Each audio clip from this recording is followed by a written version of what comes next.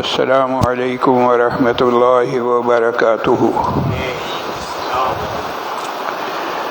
الحمد للہ نحمده ونستعینه ونستغفره ونؤمن به ونتوکل علیہ ونعوذ باللہ من شرور انفسنا ومن سیئات اعمالنا ونعوذ باللہ من شرور انفسنا ومن سیئات اعمالنا ونعوذ باللہ من شرور انفسنا ومن سیئات اعمالنا من يهده الله فلا مضل له ومن يضلله فلا هادي له ونشهد أن لا إله إلا الله وحده لا شريك له ونشهد أن سيدنا وسندنا ونبينا ومولانا محمدا عبده ورسوله صلى الله تعالى على خير خلقه محمد وعلى آله وصحبه أجمعين وبارك وسلم تسليما كثيرا كثيرا أما بعد فأعوذ بالله من الشيطان الرجيم بسم الله الرحمن الرحيم ألم تر كيف ضرب الله مثلا كلمة طيبة كشجرة طيبة أصلها ثابت وفرعها في السماء تؤتي أكلها كل حين بإذن ربها ويضرب الله الأمثال للناس لعلهم يتذكرون آمنت بالله صدق الله مولانا العظيم وبلغنا رسوله النبي الكريم ونحن على ذلك لمن الشاهدين والشاكرين والحمد لله رب العالمين جزا الله عنا محمدا صلى الله عليه وسلم ما هو أهله جزا الله عنا محمدا صلى الله عليه وسلم ما هو أهله جزا الله عنا محمدا صلى الله عليه وسلم ما هو أهله۔ حاضرین کرام، قرآن کریم کے 13ویں سپارے کی جو آیت میں نے آپ حضرات کے سامنے تلاوت کی ہے، اس آیت کریمہ میں اللہ جل جلالہ و عم نوالہ نے ایک مثال دی ہے۔ ارشاد فرمایا علم تر، اے مخاطب کیا تم نے نہیں دیکھا، کیف ضرب اللہ، اللہ تعالیٰ نے کیسے مثال دی ہے کلمہ طیبہ کی۔ کلمہ طیبہ ایسا ہے جیسے کہ شجرہ طیبہ، اصلها ثابت وفرعها فی السماء، اس کی جڑیں مضبوط ہیں اور اس کی شاخیں آسمان تک پھیل رہی ہیں۔ حضرات صحابہ کرام رضوان اللہ تعالی علیہم اجمعین کی مجلس میں ایک مرتبہ جناب نبی کریم صلی اللہ علیہ وسلم نے سوال کیا، اچھا بھئی بتاؤ وہ کون سا درخت ہے جس کے پتے جھڑتے نہیں ہیں اور وہ درخت جو ہے وہ مومن سے بڑی مشابہت رکھتا ہے؟ اب حاضرین حیران تھے کہ کون سا ایسا درخت ہے جس کے پتے جھڑتے نہیں ہیں اور کون سا ایسا درخت ہے جو مومن سے مشابہت رکھتا ہے۔ جو لوگ موجود تھے انہوں نے مختلف درختوں کے نام لیے، فلاں درخت فلاں درخت فلاں درخت۔ آپ صلی اللہ علیہ وسلم نے انکار فرمایا کہ نہیں، تم جو کہہ رہے ہو اس میں سے ایسا کوئی درخت نہیں۔ حضرت عمر بن خطاب رضی اللہ تعالیٰ عنہ کے صاحبزادے حضرت عبداللہ ابن عمر رضی اللہ تعالیٰ عنہ فرماتے ہیں کہ میرے ذہن میں یہ بات آئی کہ شاید اللہ کے رسول صلی اللہ علیہ وسلم جس درخت کا تذکرہ کر رہے ہیں وہ کھجور کا درخت ہے، لیکن اتنے بڑے بڑے صحابہ رضوان اللہ تعالیٰ علیہم اجمعین موجود تھے، ان کی موجودگی میں میں زبان کھولوں اور میں اپنی رائے کا اظہار کروں یہ مجھے مناسب نہیں معلوم، لہذا میں خاموش ہی رہا، جرأت نہیں کر سکے۔ آپ صلی اللہ علیہ وسلم نے بتلایا کہ وہ جو ہے وہ کھجور کا درخت ہے۔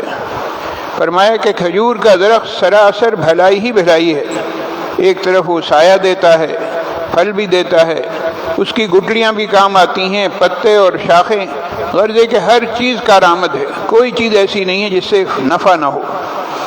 اور پھر ان تمام خوبیوں کے علاوہ مزید خوبی یہ ہے کہ اس کی ضروریات بھی محدود ہیں، کوئی زیادہ اس کی خدمت نہیں کرنی پڑتی، کھاد ڈالنا اور پانی دینا، بغیر پانی کے بھی وہ پانی کم ہو تو بھی چلتا رہتا ہے، کھاد کی ضرورت نہیں ہوتی، نامساعد حالات میں بھی وہ پھلتا پھولتا رہتا ہے۔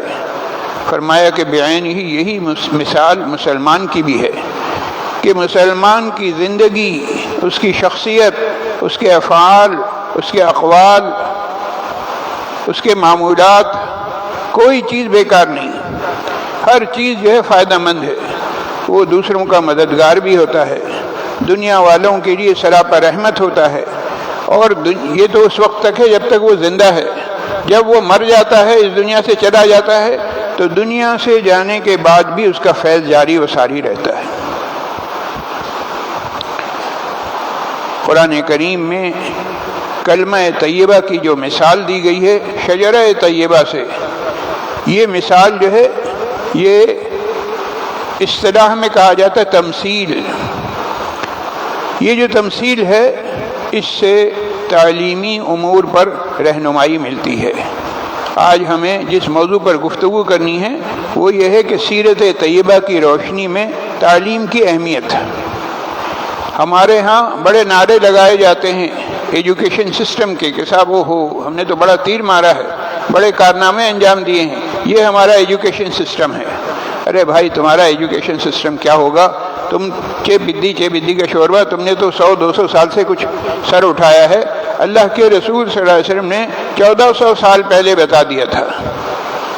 تو اس تمثیل سے ہمیں تعلیمی امور پر رہنمائی ملتی ہے۔ کس طرح سے کہ نمبر 1 تعلیمی امور کیا کیا ہے؟ نمبر 1 ہے مقاصد تعلیم، بھائی تعلیم کیوں دی جاتی ہے، کس مقصد کے تحت دی جاتی ہے۔ نمبر 2 طریقہ تعلیم، تعلیم کا طریقہ کیا ہونا چاہیے۔ اور نمبر 3 نظام تعلیم، کہ تعلیم دینے کے لیے کون سا نظام ہونا چاہیے۔ اللہ کے رسول صلی اللہ علیہ وسلم نے ارشاد فرمایا کہ میں اپنے جد امجد حضرت ابراہیم علیہ السلام کی دعا کا مظہر ہوں۔ ابراہیم علیہ السلام نے دعا مانگی تھی، ربنا وبعث فیہم رسولا منہم یتلو علیہم آیاتک ویعلمہم الکتاب والحکمت ویزکیہم۔ اے اللہ، ان میں ایک رسول بھیج جو انہی میں سے ہو، اور وہ کیا کام کرے؟ قرآن کریم کی آیات کی تلاوت کرے، وَيُعَلِّمُهُمُ الْكِتَابِ، ان کو کتاب کی تعلیم دے، حکمت کی تعلیم دے، اور ساتھ ہی ساتھ ان کا تزکیہ بھی کرے۔ اس آیت میں 3 باتوں کا تذکرہ ہے۔ نمبر 1 تلاوت قرآن کریم، نمبر 2 کتاب و حکمت کی تعلیم، نمبر 3 تزکیہ نفس۔ یہ تینوں چیزیں کیا ہیں؟ یہ سب جو ہیں یہ مقاصد تعلیم ہے۔ تعلیم کا مقصد یہی ہے۔ تعلیم سے یہ مقاصد حاصل ہو رہے ہیں یعنی اس کو ہم جانچیں، پرکھیں اور دیکھیں کہ آیا یہ مقاصد حاصل ہو رہے ہیں یا نہیں۔ تو یہاں تک گفتگو ہوئی ہے مقاصد تعلیم سے متعلق۔ اس کے بعد دوسرا نمبر آتا ہے طریقہ تعلیم، کہ تعلیم کا کون سا طریقہ زیادہ مناسب ہے۔ تو اس کو کہتے ہیں طریقہ تعلیم کے اندر آتا ہے یہ کہ استاد شاگردوں کو ایسے انداز سے پڑھائے کہ شاگردوں کے لیے کچھ دلچسپی کے سامان ہوں، تدریس میں طلبہ کی دلچسپی کے سامان پیدا کیے جائیں۔ جیسے کہ اللہ کے رسول صلی اللہ علیہ وسلم نے کلمہ طیبہ کو شجرہ طیبہ کی مثال دے کر سمجھایا، اور پھر اس کو منطبق کیا ایک مسلمان کی زندگی پر، کہ مسلمان کی مثال بھی بعین ہی یہی ہے، جیسے کھجور کا درخت ہے، جس طرح سے وہ نفع پہنچاتا ہے مسلمان بھی اسی طرح سے نفع پہنچاتا ہے۔ اور پھر آخری بات رہ گئی نظام تعلیم، تو فرمایا کہ نظام تعلیم کی تشریح یہ ہے کہ ایسے جامع طریقے پر منصوبہ بندی کی جائے کہ ہر فرد اس سے فائدہ اٹھا سکے۔ جب ہر فرد فائدہ اٹھائے گا تو اس کے نتیجے میں وہ صالح معاشرہ سامنے آئے گا، جس میں موجود مختلف قبائل، مختلف خیالات، مختلف معاشی ذرائع اختیار کرنے والے مختلف مالی حیثیتوں کے حامل افراد سب پرسکون زندگی بسر کریں گے۔ امیر، غریب اور کہنا چاہیے مختلف قبیلوں کے رہنے والے، کسی کو کسی سے کوئی تکلیف نہیں ہوگی۔ اس معاشرے میں کاشتکار بھی ہوں گے، صنعت کار بھی ہوں گے، تاجر بھی ہوں گے، ملازمین بھی ہوں گے، امیر بھی ہوں گے، غریب بھی ہوں گے، مزدور بھی ہوں گے، اور مزدوری پر لینے والے جو لوگ ہیں وہ آجر کہلاتے ہیں، وہ بھی ہوں گے۔ یہ پورا یہ معاشرہ ان سب پر مشتمل ہے، لیکن اس کے باوجود نہ یہاں پر طبقاتی کشمکش ہے، نہ یہاں پر لسانی اور قبائلی آپس میں کہنا چاہیے ایک دوسرے کی کھینچا تانی میں لگے ہوئے ہیں، نہ آجر جو ہے وہ مزدور کا حق مارتا ہے، نہ مزدور آجر کے خلاف سرکشی یا ہڑتال پر آ جاتا ہے، ہڑتال پر آمادہ نہیں ہوتا۔ غریب اپنی محنت میں لگا ہوا ہے اور خوش ہے، اور امیر اپنی دولت کو اپنے مسلمان بھائیوں پر بے دریغ خرچ کر کے اپنے لیے اعزاز سمجھتا ہے۔ وہ خیال یہ کرتا ہے کہ میرے لیے بہت بڑا اعزاز ہے کہ میری دولت جو ہے وہ میرے مسلمان بھائیوں پر خرچ ہو رہی ہے۔ یہ ساری چیزیں کیا ہیں؟ یہ ہماری مذہبی تعلیمات ہیں، یہ ہماری مذہبی تعلیمات کی بلندی ہے جس کے سامنے تمام دنیا کے فلاسفر، مفکرین وہ سر دھنتے رہتے ہیں۔ ذرا سوچیے کیسا پاکیزہ اور مثالی معاشرہ تھا، اور کیسا مفید معاشرہ تھا مسلمانوں کا، جس میں مسلمان پرسکون انداز میں زندگی بسر کرتے تھے۔ آپ نے کبھی غور کیا کہ علم حیوان کے پاس بھی ہوتا ہے، جانور کے پاس بھی ہوتا ہے، اور انسان کے پاس بھی ہوتا ہے۔ انسان اور حیوان کے علم میں فرق ہے، اور یہ فرق پہلی وحی میں ہی بتا دیا گیا۔ پہلی وحی میں ہی بتا دیا کہ انسان کو جو علم حاصل کرنا ہے تو علم حاصل کرنے کا ذریعہ قلم ہے۔ الذی علم بالقلم، اقرأ کا حکم دیا گیا کہ پڑھو، اور پھر بتا دیا کہ اقرأ وربک الاکرم الذی علم بالقلم، وہ ذات جس نے کہ تمہیں سکھایا ہے قلم کے ذریعے سے۔ معلوم ہوا کہ تحریر کی بڑی اہمیت ہے، اور یہ تحریر یہ کیا چیز ہے؟ یہ انسانی تہذیب و تمدن کا اس سے پتہ چلتا ہے۔ انسان کے علاوہ جتنی مخلوقات ہیں ان سب کے پاس بھی علم ہوتا ہے، لیکن وہ علم کہلاتا ہے جبلی علم۔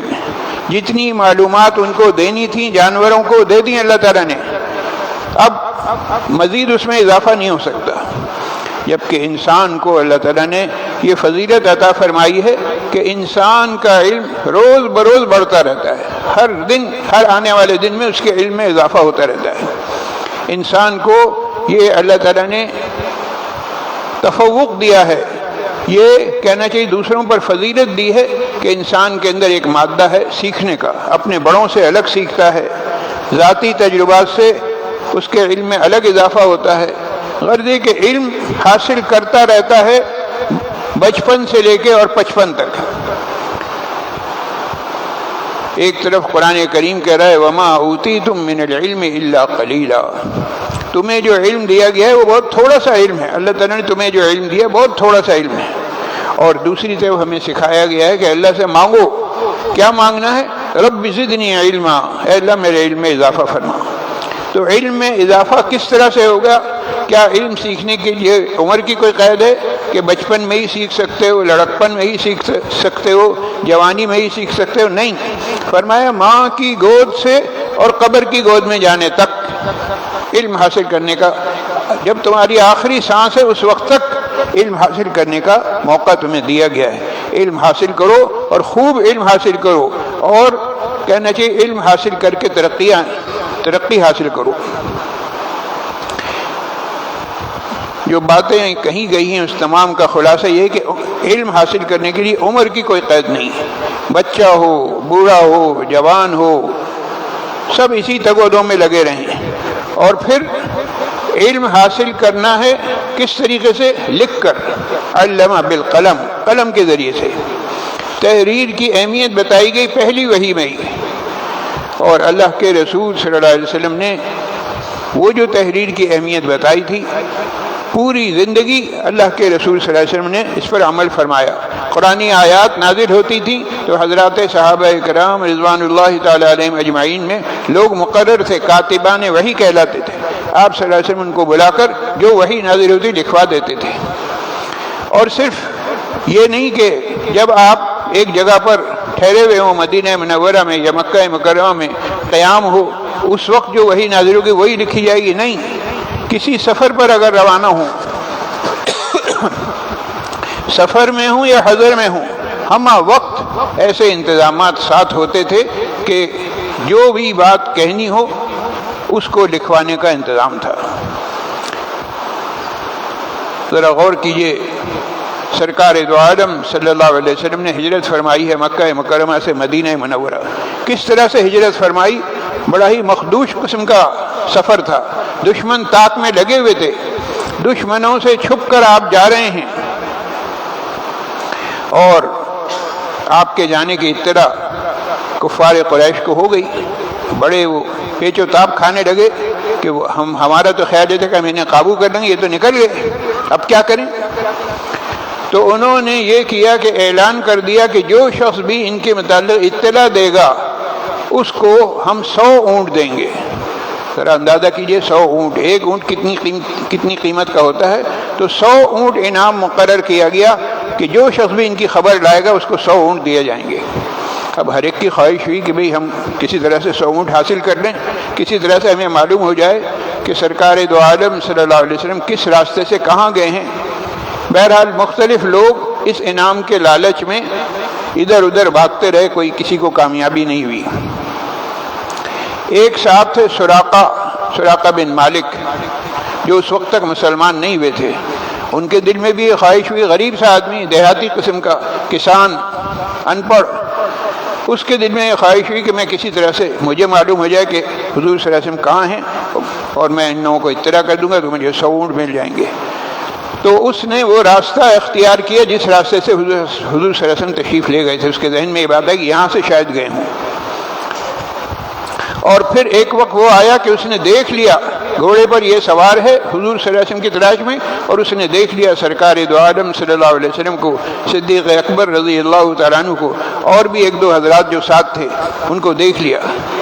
اب اس کا خیال ہوا کہ اوہو، یہ تو بڑا مزہ آ گیا، یہ 100 اونٹ تو مجھے مل جائیں گے، انعام کا تو میں مستحق ہو گیا۔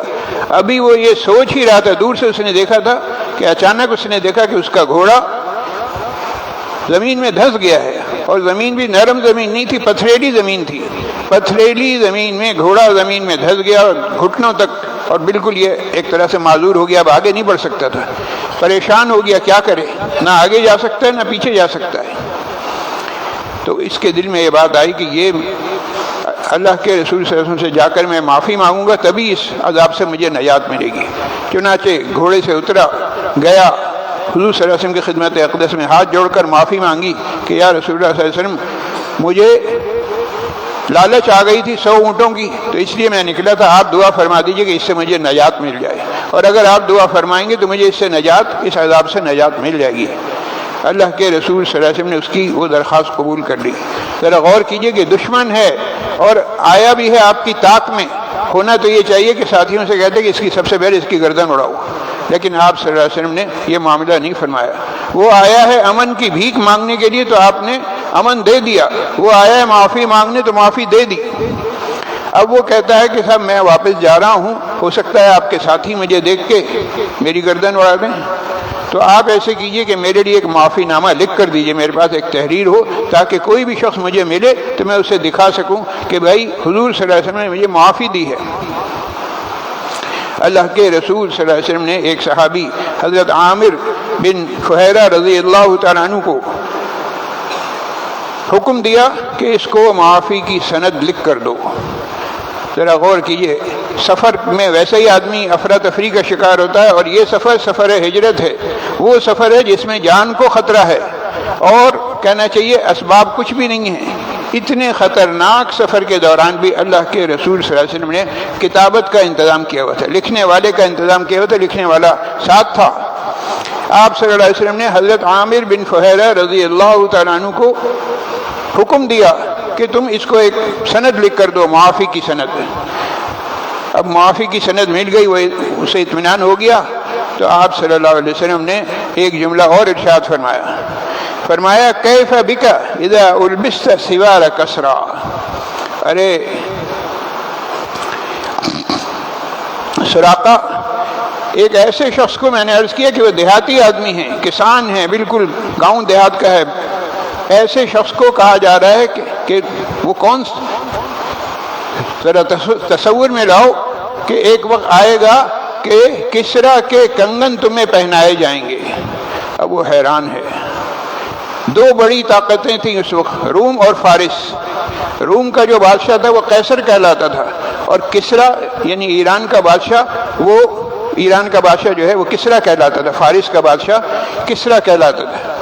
تو کسرا بادشاہ جو اس وقت کی سپر پاور، کہا جا رہا ہے کہ وہ بادشاہ نے جو کنگن پہنے ہوئے تمہیں پہنائے جائیں گے۔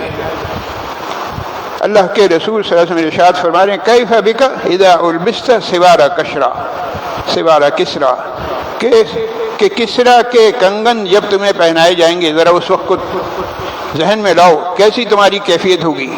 وہ سوچنے لگا کہ میں غریب آدمی، کسان آدمی، گاؤں دیہات کا آدمی، مجھے کہاں سے کسرا کے کنگن پہنائے جائیں گے۔ بہرحال بات عجیب سی لگی لیکن خاموش ہو گیا۔ اب وقت گزرتا رہا، سرکار دو عالم صلی اللہ علیہ وسلم اس دنیا سے پردہ فرما گئے، صدیق اکبر رضی اللہ تعالیٰ عنہ کا دور بھی ختم ہو گیا۔ اب دور ہے فاروق اعظم رضی اللہ تعالیٰ عنہ کا، اور فاروق اعظم رضی اللہ تعالیٰ عنہ کے دور میں فتوحات ہوئی ہیں کثرت سے، 22 لاکھ مربع میل تک پہنچ گئی تھی فاروق اعظم رضی اللہ تعالیٰ عنہ جس پر حکومت کر رہے تھے۔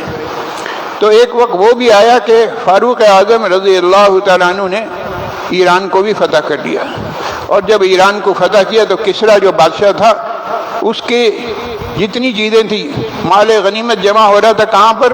مسجد نبوی کے صحن میں ڈھیر لگ رہا تھا، اور اس میں کیا کیا چیزیں تھیں؟ دنیا جہان کے بادشاہ کے شاہی محل کے زیورات، بادشاہ کا تاج، اور اسی میں وہ کنگن بھی تھے جو بادشاہ ہاتھ میں پہنتا تھا۔ حضرت فاروق اعظم رضی اللہ تعالیٰ عنہ کو وہ بات معلوم تھی کہ سرکار دو عالم صلی اللہ علیہ وسلم نے سراقہ سے کہا تھا کہ سراقہ وہ وقت کیسا ہوگا جب تمہیں کسرا بادشاہ کے کنگن پہنائے جائیں گے۔ فاروق اعظم رضی اللہ تعالیٰ عنہ کے سامنے جب وہ کنگن آئے تو فرمایا کہ سراقہ کو بلاؤ بھائی۔ اب سراقہ آئے، وہی شخص جو ایک دیہاتی آدمی تھا، جو کہنا چاہیے بالکل اعرابی گاؤں دیہات کا، اس کو وہ کنگن حضرت فاروق اعظم رضی اللہ عنہ نے اپنے ہاتھ سے پہنائے۔ بادشاہ کے کنگن ایک دیہاتی آدمی کے ہاتھ میں آ گئے۔ تو یہ کیا چیز تھی؟ سرکار دو عالم صلی اللہ علیہ وسلم نے جو پیشن گوئی کی تھی وہ پیشن گوئی پوری ہوئی۔ امیر المؤمنین حضرت فاروق اعظم رضی اللہ تعالیٰ عنہ نے صرف کنگن نہیں پہنائے بلکہ آگے یہ جملہ ارشاد فرمایا الحمدللہ الذی سلبہما کسرا بن ہرمز والبسہما سراق الاعرابی۔ تمام تعریفیں اس اللہ کے لیے ہیں جس نے کسرا بن ہرمز سے یہ کنگن چھین لیے اور سراقہ اعرابی جو کہ دیہاتی آدمی تھا اس کو پہنا دیے۔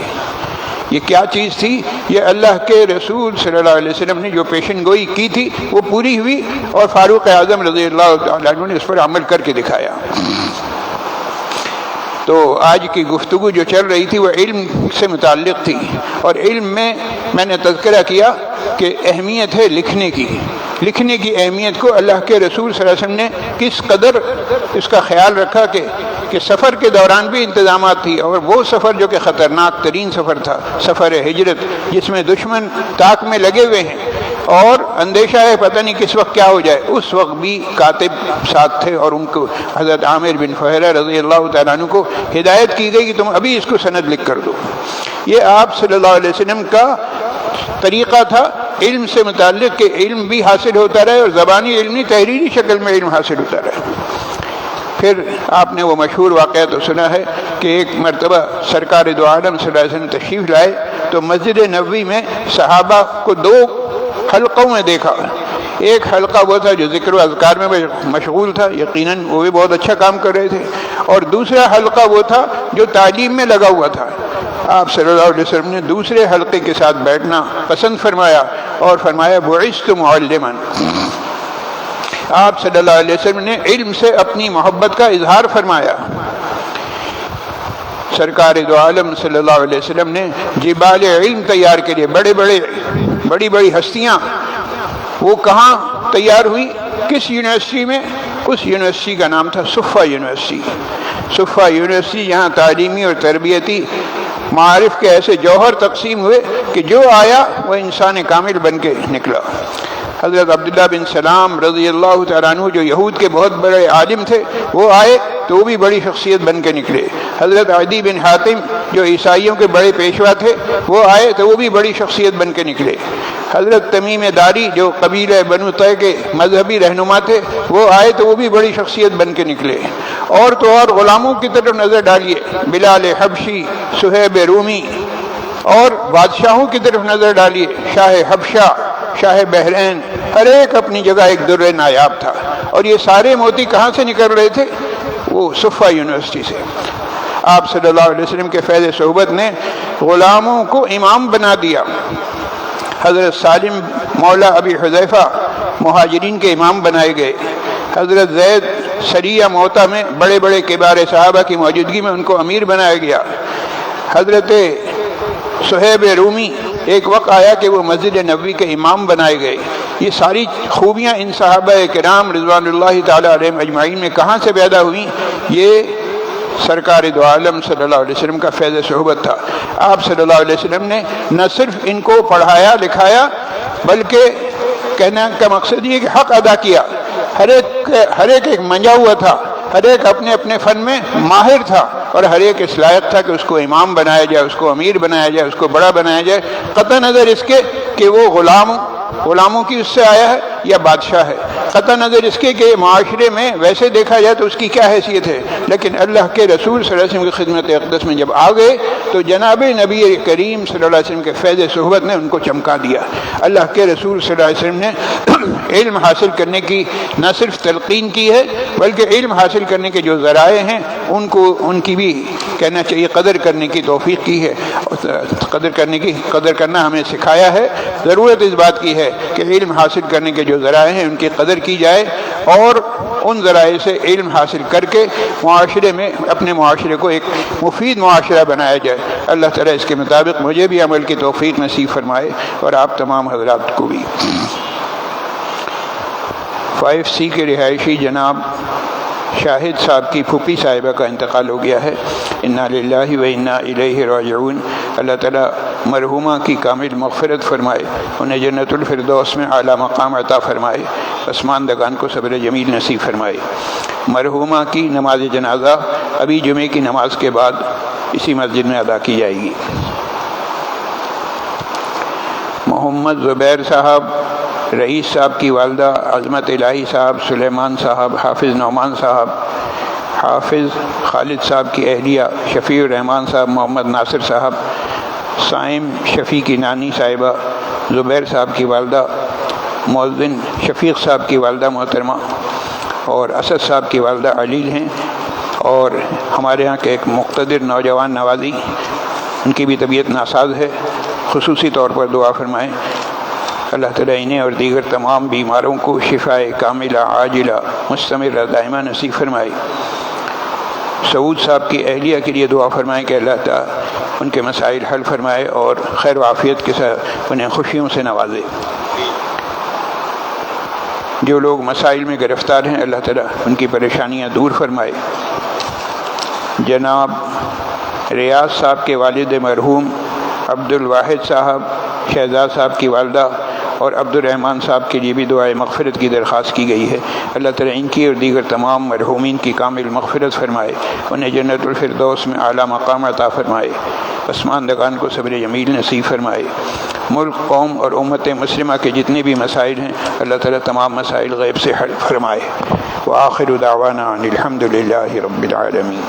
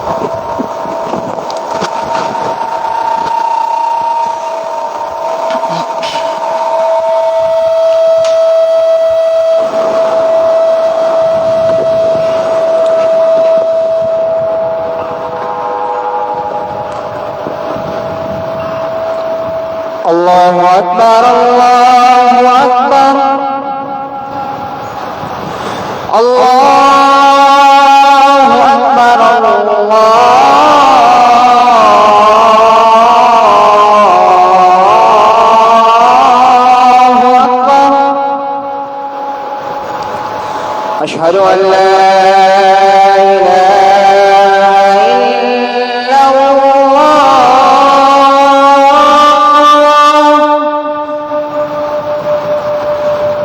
أشهد أن لا إله إلا الله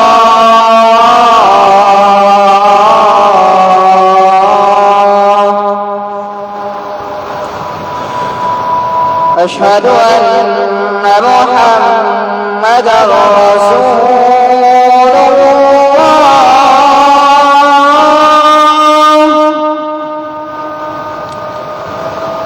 أشهد أن محمدًا رسول الله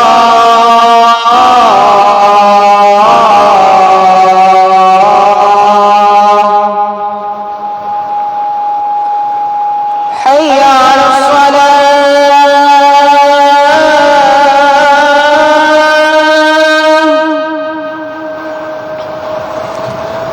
حي على الصلاة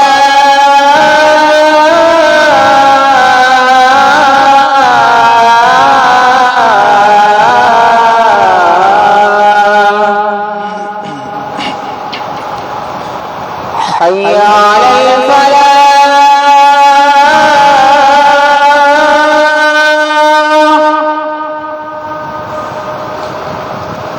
حي على الفلاح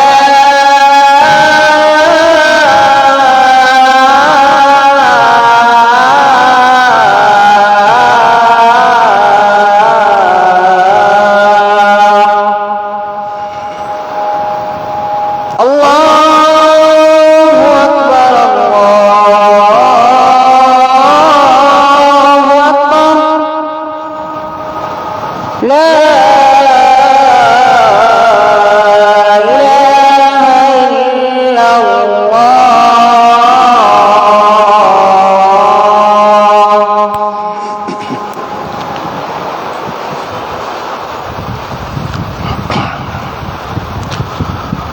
الحمد لله وحده والصلاة والسلام على من لا نبي بعده أما بعد فيا أيها الناس وحدوا الله فإن التوحيد رأس الطاعات واتقوا الله فإن التقوى ملاك الحسنات وعليكم بالسنة فإن السنة تهدي إلى الإتقاء ومن أطاع الله ورسوله فقد رشد واهتدى وإياكم والبدعة فإن البدعة تهدي إلى المعصية ومن يعص الله ورسوله فقد ضل وغوى وعليكم بالصدق فإن الصدق ينجي والكذب يهلك وعليكم بالإحسان فإن الله يحب المحسنين ولا تقنطوا من رحمة الله فإنه أرحم الراحمين ولا تحبوا الدنيا فتكونوا من الخاسرين ألا وإن النفس لن تموت حتى تستكمل رزقها فاتقوا الله واجملوا في الطلب وتوكلوا عليه فإن الله يحب المتوكلين وادعوه فإن ربكم مجيب الداعين واستغفروه يمددكم بأموال وبنين بارك الله لنا ولكم في القرآن العظيم ونفعنا وإياكم بالآيات والذكر الحكيم أستغفر الله لي ولكم ولسائر المسلمين واستغفروه إنه هو الغفور الرحيم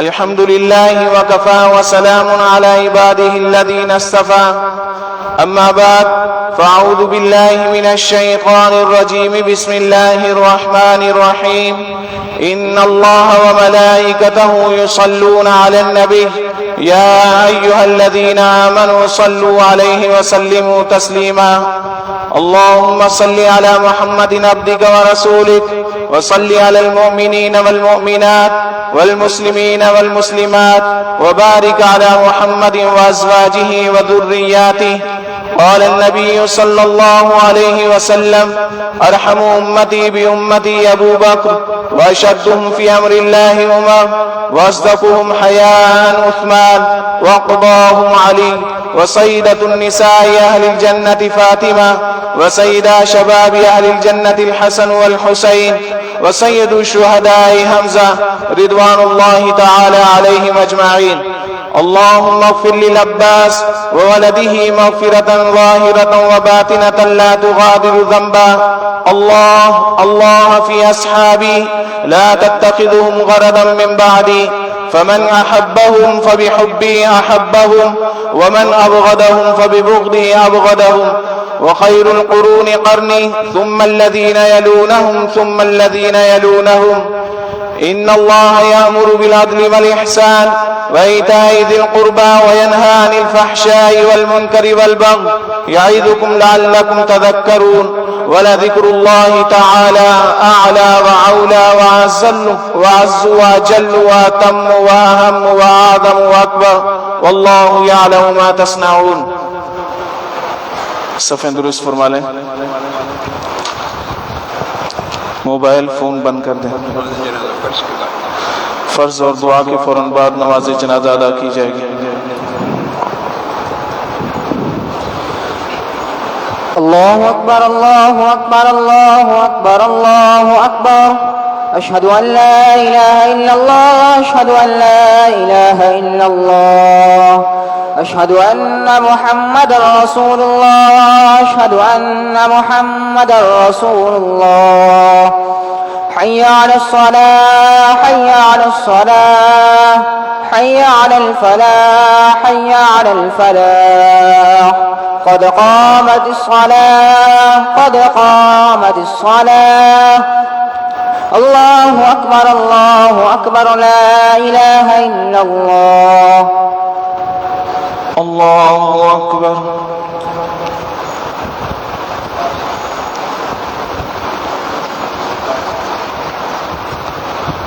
الحمد لله رب العالمين الرحمن الرحيم مالك يوم الدين. إياك نعبد وإياك نستعين. اهدنا الصراط المستقيم صراط الذين أنعمت عليهم غير المغضوب عليهم ولا الضالين.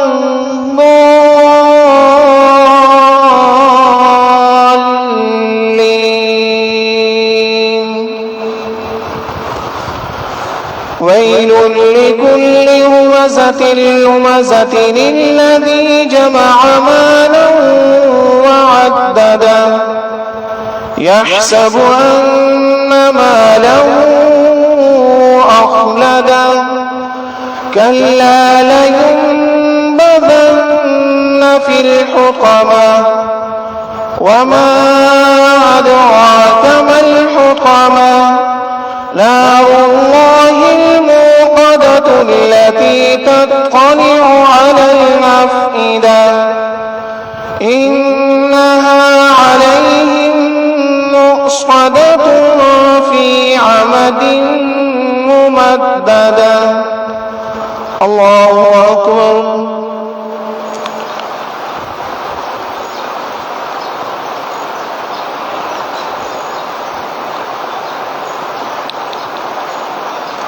سمع الله لمن حمده.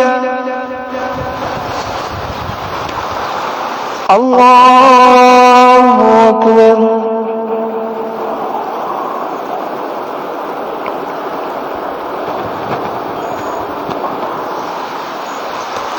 الله أكبر.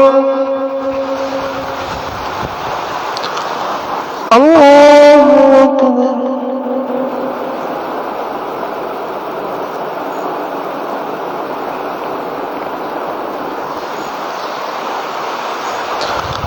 الله أكبر. الحمد لله رب العالمين الرحمن الرحيم مالك يوم الدين. إياك نعبد وإياك نستعين. اهدنا الصراط المستقيم صراط الذين غير المغضوب عليهم ولا الضالين.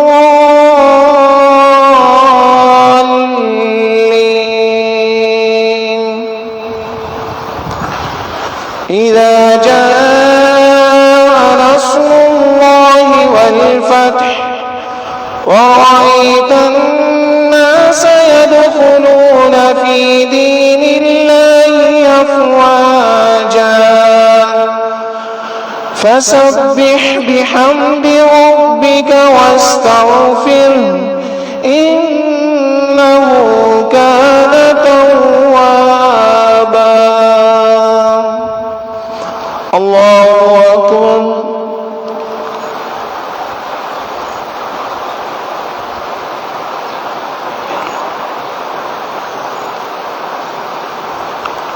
سمع الله لمن حمده. الله أكبر.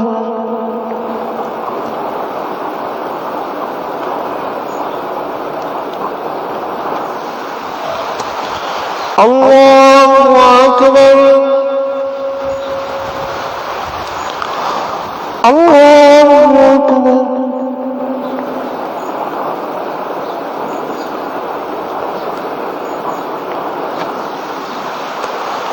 الله أكبر.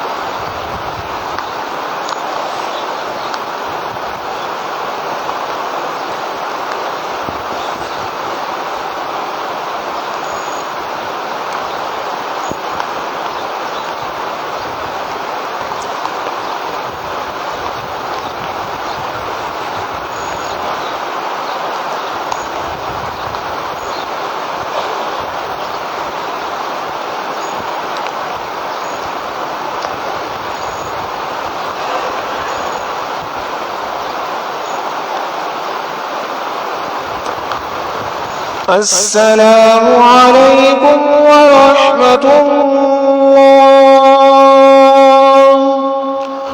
السلام عليكم ورحمة الله. الله أكبر. استغفر الله استغفر الله استغفر الله.